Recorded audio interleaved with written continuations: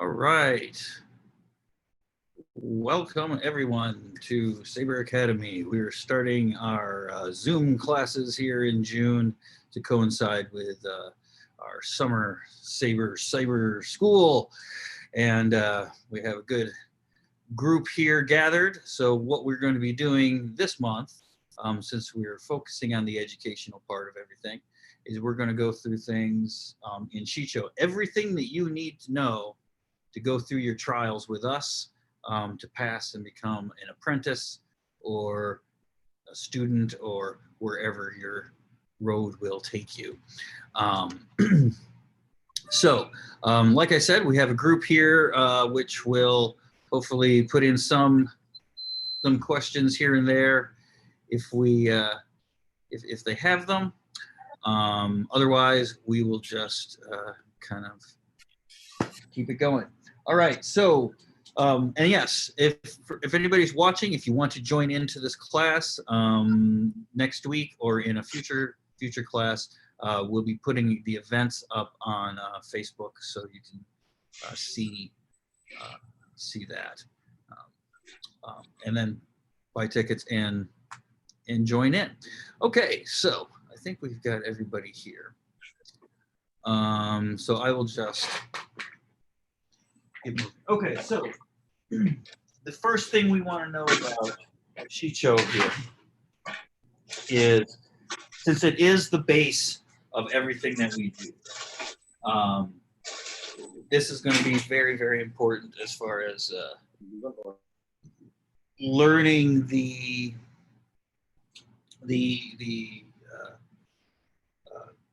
more advanced techniques that you're going to encounter, because they're all based on this.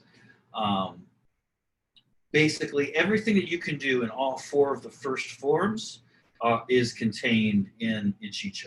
Today, we're going to be talking about the formula of it. So these are the building blocks. These are the the basic actions and skills that we teach in this, that these forms try to impress upon people so that it builds a base level of skill. First off, we're going to be using two hands for this. So if you have your Saber, make sure that you have one that's long enough for two hands.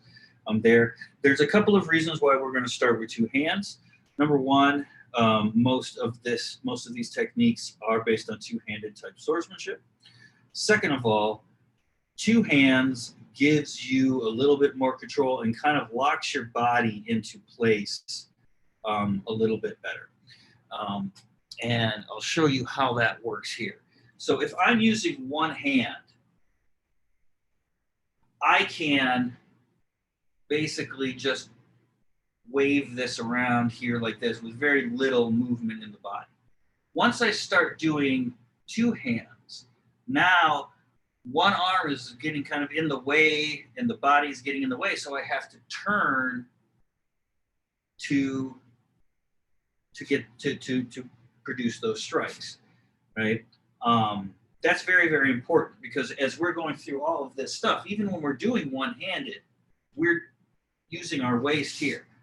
If I'm doing here and I just do this, you see, there we go. Change the hand position a little bit, and you got a horizontal slash. So we're going to start with keeping the hands on the hilt, right? Both hands on the hilt. If you are a teacher who's looking into learning this and implementing it in your school, perhaps becoming an instructor with us and getting your school registered and all of that kind of thing, then I know everybody has these things in their system, unless you're coming from a one-handed system. If you're coming from a one-handed system, use this as an opportunity to kind of explore two-handed technique that you may be a little bit unfamiliar to you, right? But these are the key skills that students must learn to pass through our types of things. So what are they? We start off in Shicho with a rule of three. So there's always going to be kind of three of everything that we see here. As far as actions go, we will start, why don't we start off with the feet? So I'll just kind of move down there so you can kind of see the ground a little bit better. Okay, so we have 3 stances, right? We have 3 steps, right? Now, we are shoehorning the number 3 in there just a little bit because we have a stance which we don't consider an actual stance, which is our ready stance. Okay? We don't consider this necessarily a real stance because it is more of a transitionary kind of thing. We want it to be dynamic. It's more of an action than a stance. So we'll get to that in a moment. But that comes in with the steps. With our stances, we start off with do-back or do-back rider. Okay? This corresponds to horse stance in most Asian martial arts. The feet are about shoulder width and a half apart. They are going straight forward as if they are in stirrups. Okay? You're going to sit down here in the hip, not through the back. So if I turn to the side here, as you see, my hips go back, my back does not hunch or bend, right? Now, as I go down further, my upper back here should match my lower leg at angle. See? Just like that. If I'm too far up like this and I go down too low, my knees are going to hurt. If I'm over like this, it's not really a stance, it's more of a lift. So I'm going to be kind of right in the middle, right there. Okay?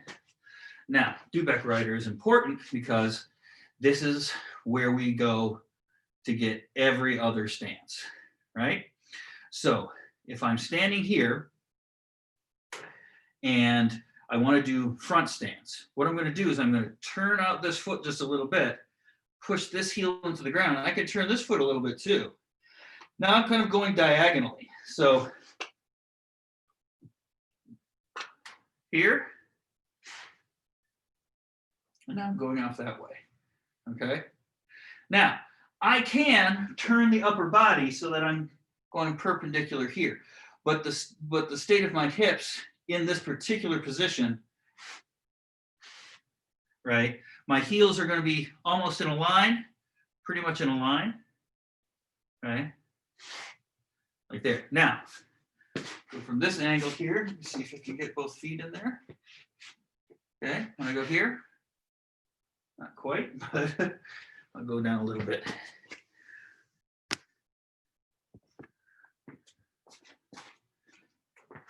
So from here, there. Now you see my heels, if I get really lined up to the thing, my heels are lined up, okay? So you can see that my heels don't move, okay? So that's the important bit there.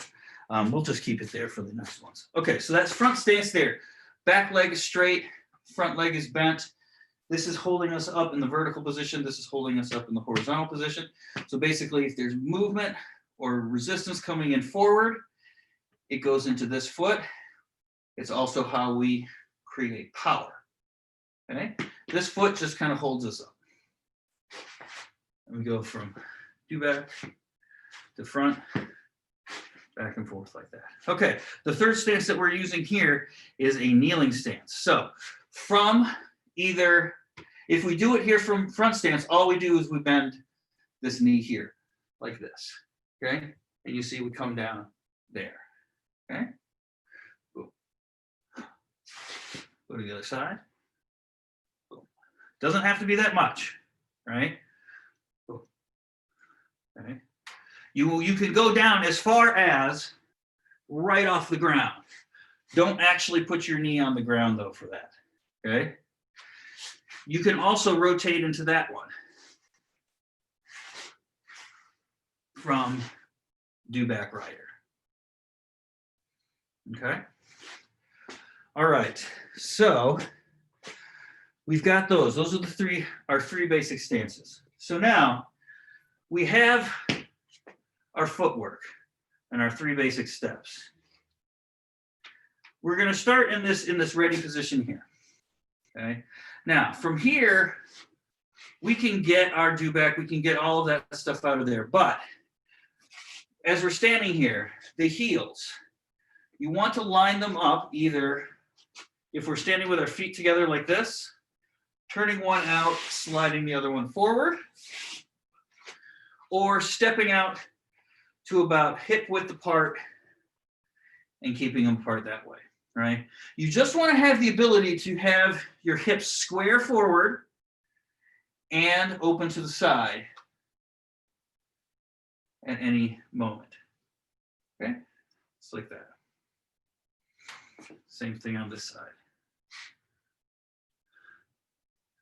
You see? So I can have my hips square forward like this, or they can turn out to the side, right? Okay. All righty. So now, whoop, let's keep it down there for the footwork here. So now, our ready stance here. Most of the weight when we're going forward, most of the weight will be in the back foot. We're going backwards, most of it's going to be in the front foot. Okay, so it's reversed. A little counterintuitive, but you'll see why here, hopefully, in a moment. Move that out of the way. Okay, so now, if I'm moving forward, I'm going to do my hut slide. The hut slide is just that, okay? So if I go back again, I've got my weight into my back foot. I'm going to push off of my back foot, lift my front foot, and slide my back foot in, right? Just like that. I'm going to reverse the process, push into my front foot, and go back. Now notice, the whole point of this is that I'm starting and ending in the same stance, right? I'm not going to go here like this, and I'm not going like that, right?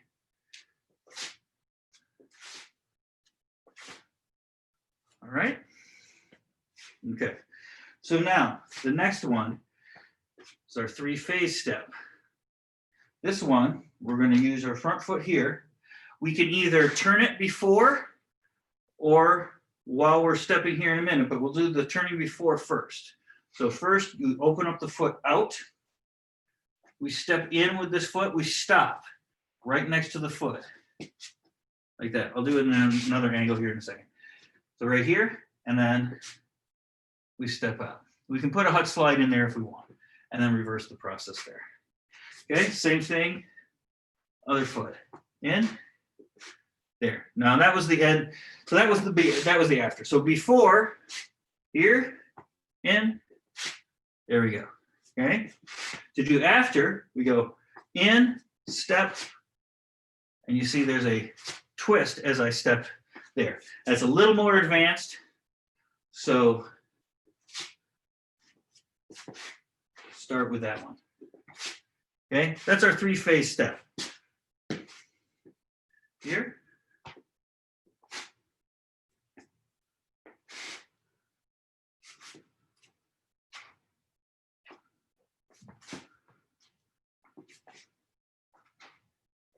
All right.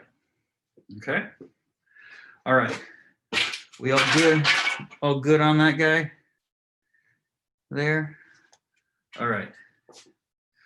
Next, full step, also called a passing step.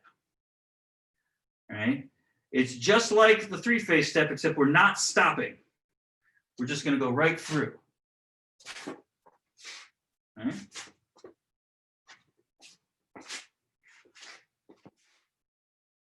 Just like that.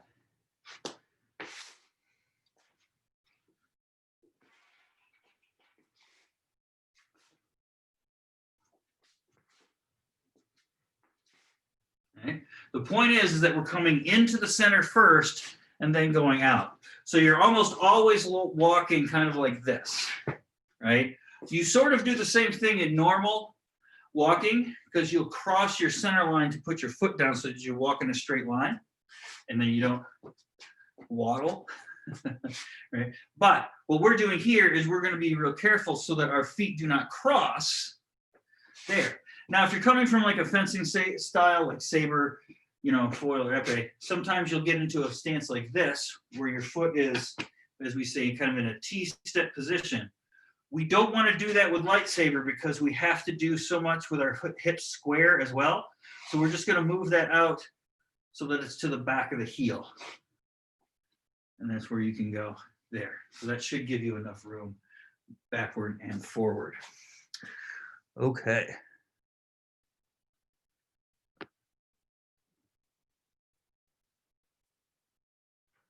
All right, so we have got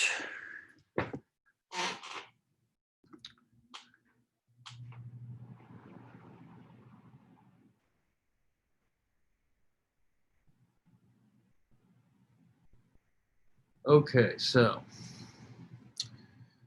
yes, if you're looking to learn Jarkai or any of that fancy stuff too, this is definitely where you start.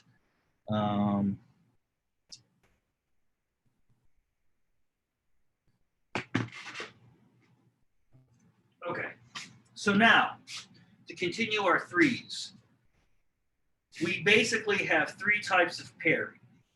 Okay, now to avoid confusion, we'll start off with how it is in Shicho. But remember, everything in Shicho is extended into the other forms. It might have a different name, it might have a different kind of, you know, feeling to it or whatever, but they're all here. Okay? So now we're going to divide these in Shicho into a couple of parries. And these parries, these specific parries, will correspond to other more general types of parry.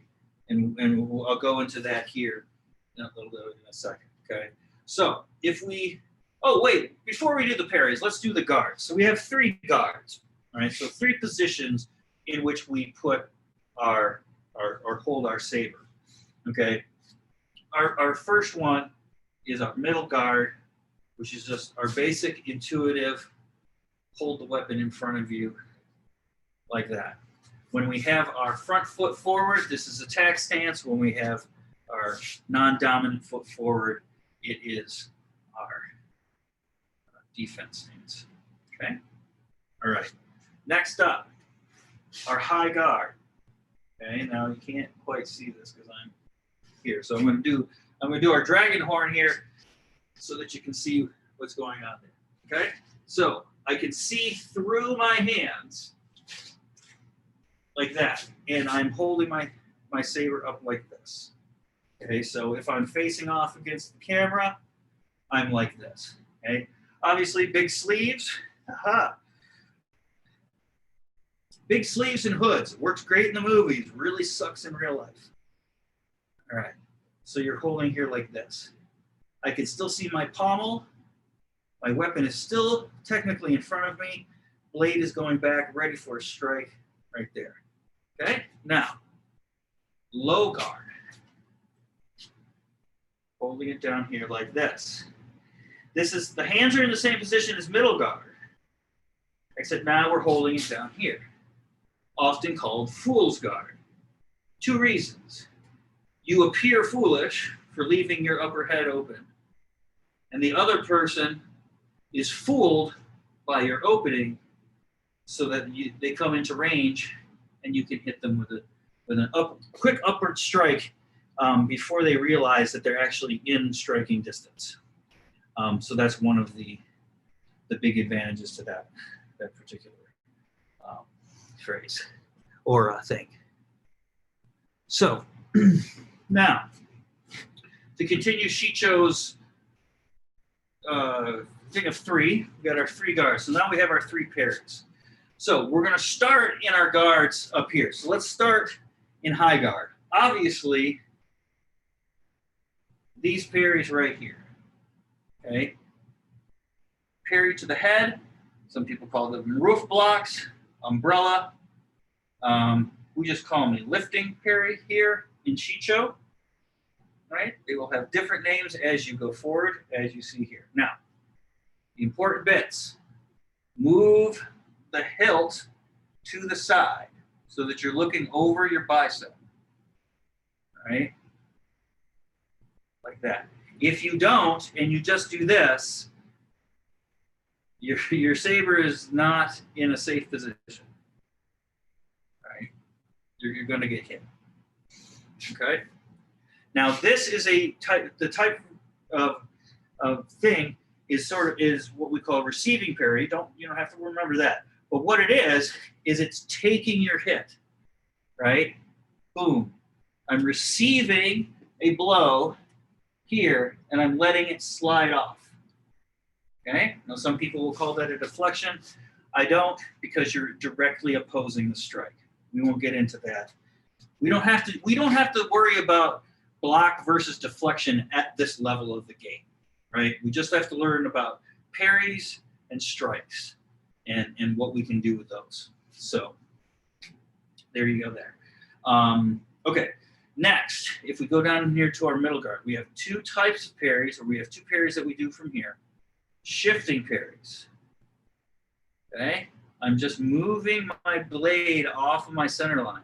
This goes good for stabs, just moving over to the side, diverting them, right? Quick strikes there.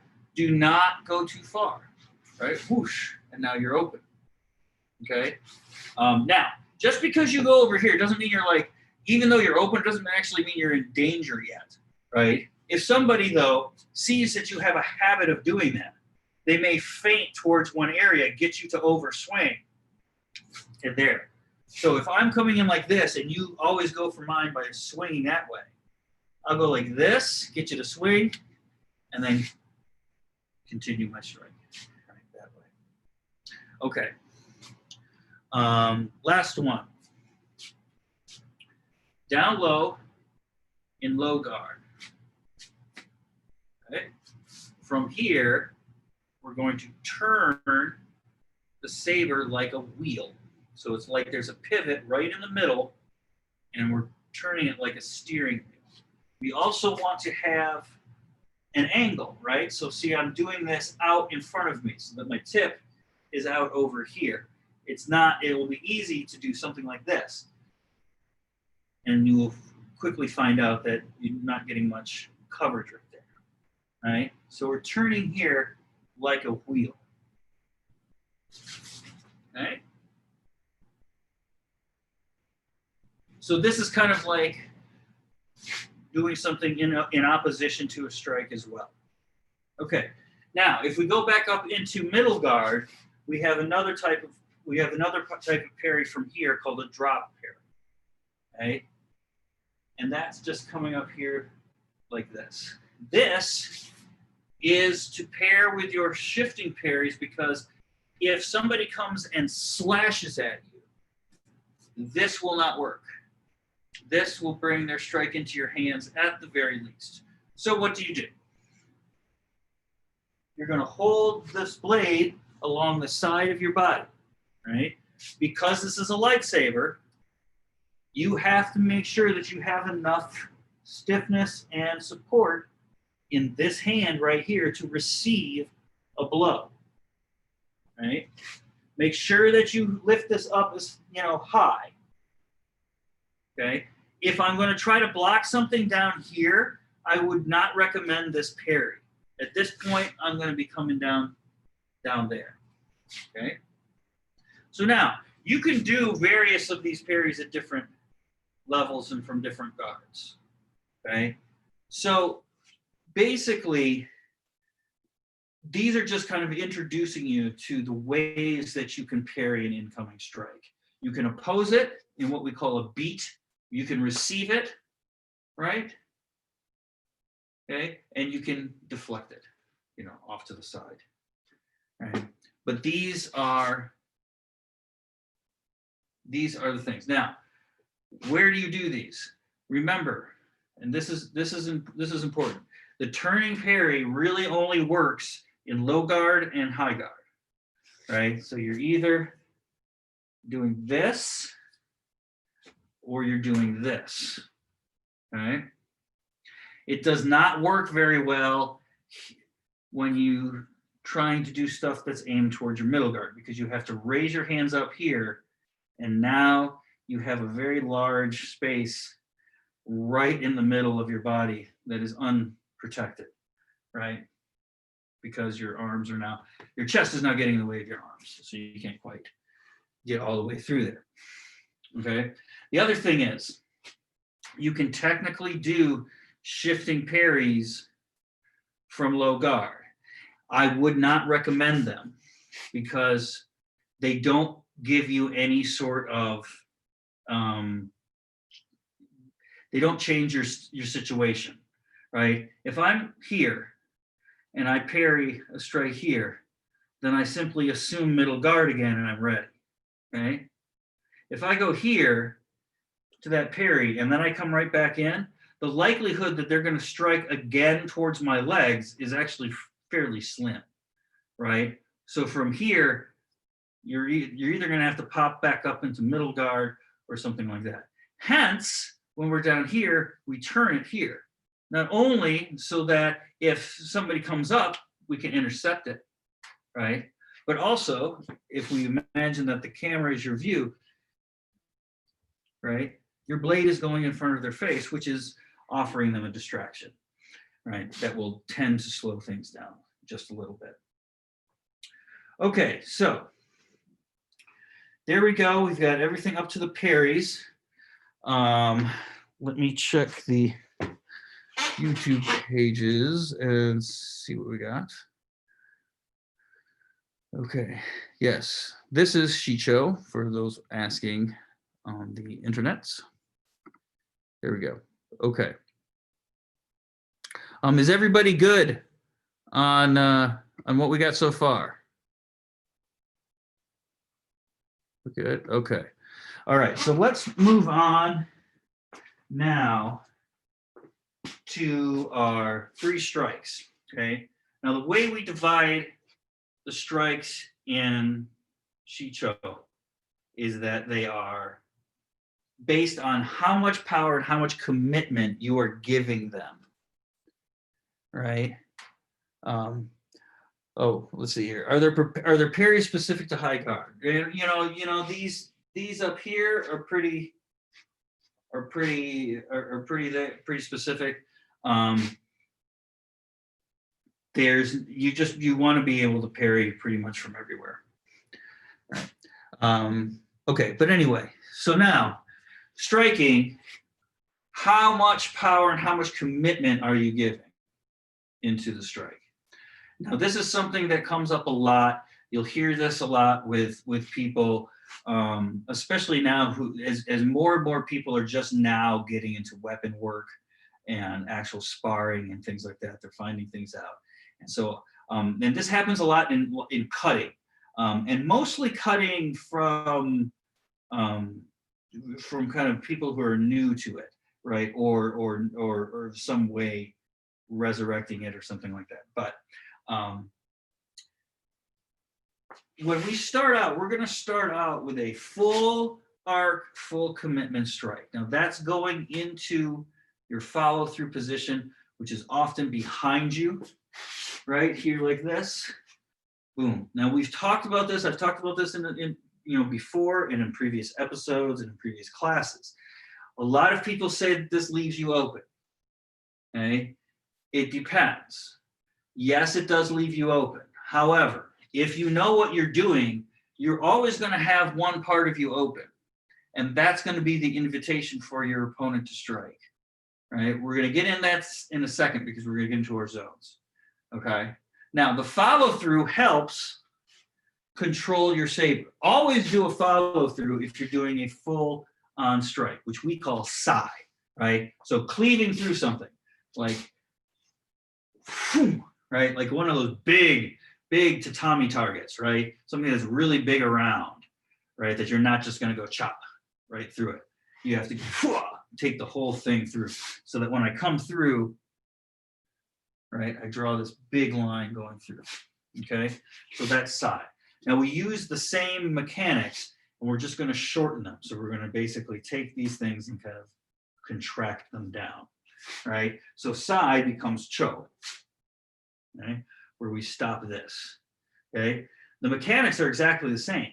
We're just not committing as much to it. We're stopping it, right? So we're not putting as much energy into the strike, and we're not going to let it flow through as large a space, right? Whereas in Sai, the effort will be all through this arc right here. With Cho, it's right here, just that, okay? Plenty of space. What people will tend to do when they first start sparring is they'll start to not want to do Sai because they think that leaves them too open.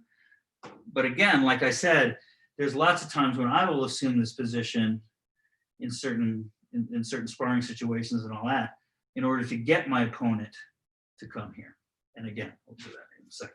Okay, so that's Sai. Sai comes all the way through. Cho, boom, we're going to stop here. Now, the way we divide it in the exercises, and we'll get this next week with the accelerations, right? But when we practice it, we'll usually do Sai to the open hip and Cho to the forward hip, okay? Because those are naturally, I can naturally get a nice good follow through right there, and I can naturally stop it with my blade forward there, and that's good, okay? So that's our two Cho and Sai, and those use very much the same mechanics. Now, if we move on to the next two, which are really just one, okay? Because it's going to be moving the saber in this fashion like this, okay? Using this as a pivot and using this as a fulcrum, right? Stuff like this. And this is Shak and Shim. Now, Shim, we translate generally as tag. And it's these little ticks that we do there. Very safe, they're very effective, they're quick, they're hard to see, right? As long as your timing is right, they're a very high percentage type of strike, okay? Now we can do that from pretty much anywhere with the lightsaber. When we're using a sword, generally I'll call that, the downward one, Dian, or dot, right? So it's like you're putting a dot on a piece of paper. And then I'll usually use this one, I'll say Tiao, which means flick, right? So I'm flicking up, right, and coming underneath. Okay, so now we take this motion, right? This thing right here, okay? And we change the point of rotation. If we make the point of rotation at my hand, we get our Shim. If we make the point of rotation at the tip, we get Shak. Okay? So this and this are essentially the same mechanics, and therefore we kind of combine them, right? It's also very important if you're getting into the ASL rule set and you're using this stuff as an ASL rule set type of thing, right? Things like this part in our Sai is a great engagement arming strike, right? When we go back like this for our Sarlacc sweep, that is also a very good engagement arming strike, okay? So there's all of these things that are kind of in there. Since thrusting is forbidden in most rule sets with the lightsaber out there, right? Anytime you want to do a thrust, you can supplant it with a shim, okay? Now, if you're going, always go to the outside of the opponent when you're doing that, because if you do this and you step in, you might accidentally stab them and you might get a point against you. Okay, so there's our basic strikes. Let me go through the zones here real quick, and then I will see if we got any questions here, and then we'll stop and we'll do the Q&A for the class here in a little bit. But just ask your questions in the live chat right there, and we can get to it during this session here in a moment. So when we're dealing with our strikes and with our parries, both of these have to do with target areas. we're going to divide the body into 5 target areas. The first one, zone 1, being the head. Zone 2 is going to be your weapon arm. If you are left-handed, that means your zone 2 is on the left side. If you are right-handed, it is on the right side. Okay? Dominant side is zone 2. Non-dominant hand is zone 3. The body, the torso, all of this, zone 4. The dominant leg, zone 5. The non-dominant leg, zone 6. So that gives us our 6 zones, right? Now, you can call this kind of like 3 zones. You've got your body, your limbs, and your head. Okay, and so when you're here, and some people will consider this thing, but let's talk about the zone 2 being the weapon arm. Okay, this allows you to size up an opponent and all of that based on their weapon arm, based on where their weapon is, right? Rather than trying to figure out what's right side, what's left side. Okay. So if I'm coming over here and somebody is in the same plane, I know that that's their zone 2. So if I want to do something that's going to go to zone 3, I have to go to the other side, right?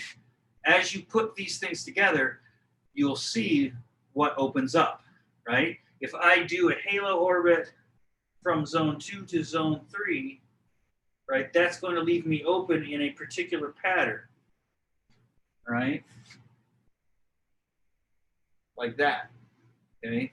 And it'll be reversed the other way.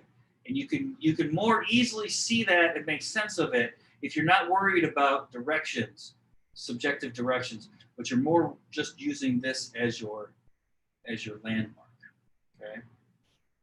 All right, so let's see what we've got here thus far.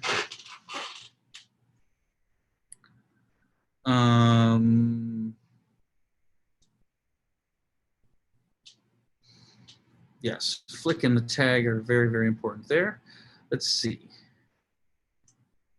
I get a lot of confusion on the Cho Sai sides and the issue of people teaching the acceleration. How important are those to stress early on? Again, it's just, so the side of when you're doing this, and again, we'll go over this more when we're doing accelerations, okay? For practice sake and for clarity's sake, when I go here to Cho, my blade should be pointing forward and I should stop it, right? Ooh. Yeah, you can stop it anywhere, right? But when I do that, I'm going to come to my forward hip from honor sash, right? Again, we're going to do all of this in accelerations next time, right? And then generally I go Sai here, right? Where I have the room to follow through. Right? You always want to follow through, because if you don't, then you will be out of control at the end of the strike. Right? That's where you get the baseball swings. When we say baseball swings, that's what we mean. We mean boom, right? Where we're not controlling the strike. If I'm going to do a horizontal strike like that, right? That's how I'm going to do it. I'm not going to go whoosh like that, right? Okay. Zone 4 and 5 again. Zone 4 is your body. Zone 5 is your dominant leg. Is the Cho strike straight down over the head or over the shoulder? All right. So again, we're not going to worry about angle. We are only worried about how much power is in this particular strike. I'm using a downward strike as an example because it's the most intuitive and the most common, right? But when I'm here like this, whether it comes out at that angle or that angle or that angle, doesn't matter that much, okay? You will actually be making micro changes to where that is based on your targeting whenever you do it. This is why it's important that you use a live target like a pel or a hanging pel or a tennis ball or something like that, because it will get your hand-eye coordination, which is much more difficult when you have something in between your hand and your target. Okay, but that's kind of the reason. The angles are going to be dictated by what target you're going for and by what's going on in the encounter. So we don't worry about angles. What we worry about is, am I committing myself too much to this strike, right? Excuse me. Come down here like this, right? I can do the side with the forward hip, right? But if I go back too far and I'm kind of in trouble. So in order to parry, I'm going to have to come way back there really, really fast. They might not get me, right? This isn't a hopeless position, but it makes the follow-up more difficult, right? And that's another thing that you have to keep in mind. A lot of the stuff is not one or the other. It's which is going to be more successful more times, and what is going to be more, what are you going to see more in free play and that kind of thing. Okay, so let's see here.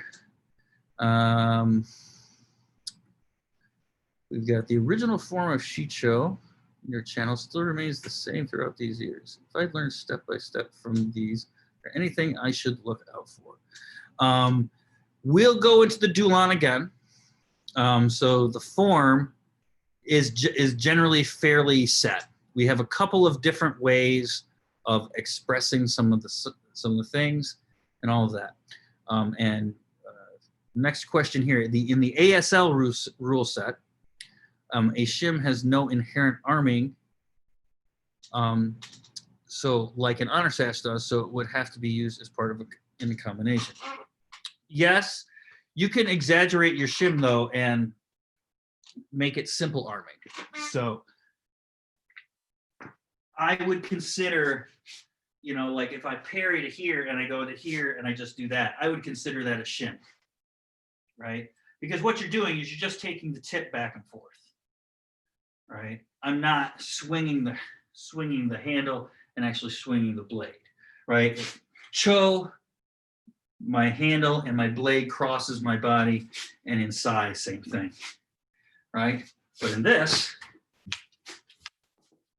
it doesn't. So I can arm and strike, and I would consider that a shim. So there's that. Okay.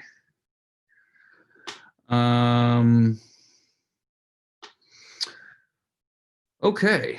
So let's see if we have any more questions on the social media.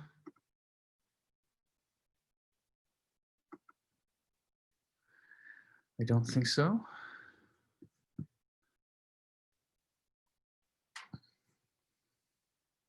Okay, so what we will do now is we will stop the stream here. So we will part with everybody out there in Saberland. Thank you for joining us. And we'll do the Q&A with the participants of the class here in just a second. So I will leave everybody out there in YouTube land for right now. Patience, practice, perseverance. Happy sabering. We will see you soon. And we'll be doing another one of these next week. So stay tuned. All right. Bye.